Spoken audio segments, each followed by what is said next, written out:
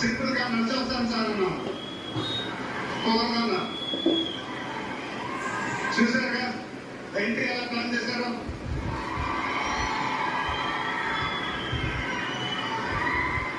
సరే sir, simple గా నా స్టైల్లో ఒక గురువు చొక్కా వేసుకొని ఎవెంట్కి వస్తాను.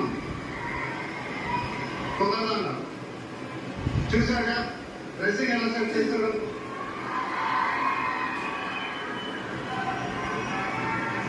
అదేంటంటే గుండీలు ఒక 2-3 బట్టన్స్ అన్నా పండన్నా.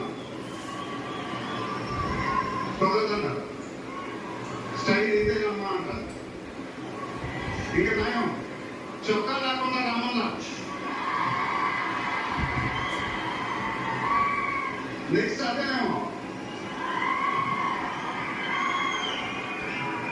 ఇదంతా మీకోసమే. మీరందరూ ఓపికగా మమ్మల్ని సపోర్ట్ చేసినందుకు thank you very much. Update update అని అడిగారు. ఎలా ఉంది అప్డేట్?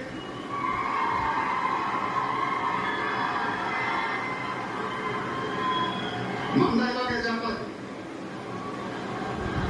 తిమ్మ తిరిగి మైండ్ బ్లాక్ అయింది. నాకు కూడా.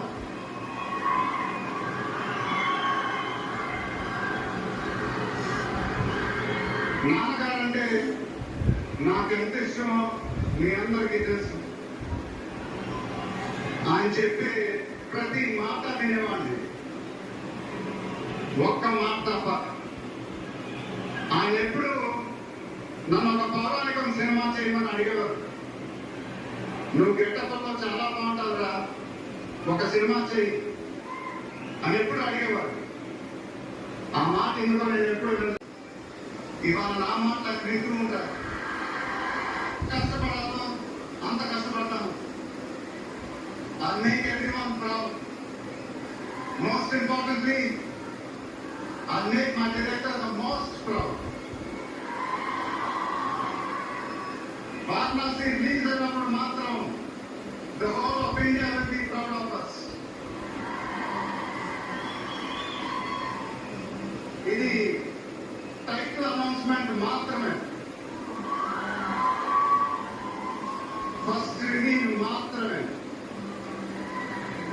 ముందు ముందు ఎలా ఉండబోతుందో మీరు ఒకే వదిలేస్తున్నారు.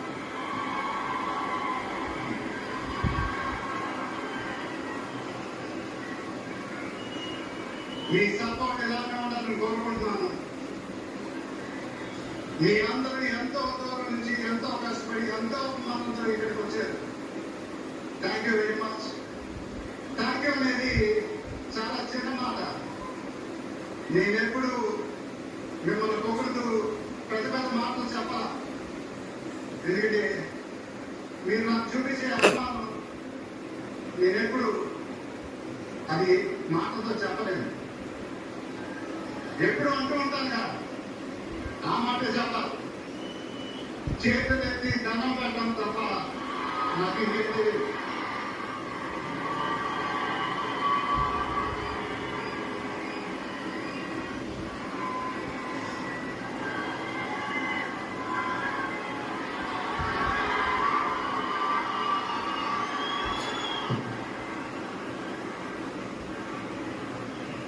మేము మా టీం పోలీస్ డిపార్ట్మెంట్ హెల్త్ చాలా కష్టపడి ఈ ఈవెంట్ మీకోసం ఆర్గనైజ్ చేస్తాం.